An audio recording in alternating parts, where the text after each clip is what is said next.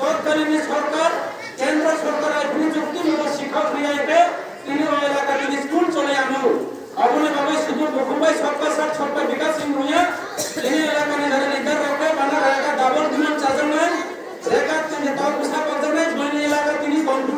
laptop পাবো digital pay মেডিসিনে ক্ষমতা করো আপনি বাবা এই এলাকা নির্বাচন আর সিলেবাস নাই তিনি আর বেশি কথা সময় দিতে যাওয়া কম আপনি বাবা পরিষ্কার তিনি যত কথা না আছে তিনি চেয়ারম্যান অফ ফেডার তিনি এবিসিডি বিভিন্ন সমস্যা चाहिए চাকরি কামনি বাবা নিয়া আগে কমিউনিস্ট আমরা বিনা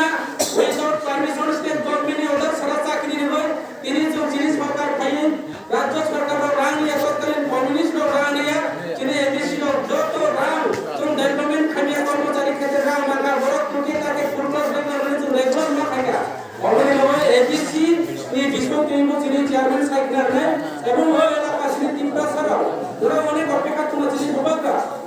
আমরা তিনি পরিষ্কার সাইকেল ने বাবাকা যিনি ভাই সামন্ত কত বিক্রম মানিক যিনি মহারাজা যিনি ভাই কিছু না কিছু কমি নাই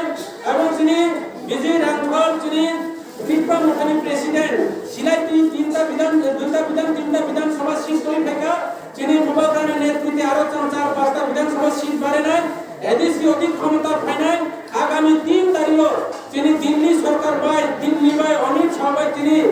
দিল্লি আসলে তিনি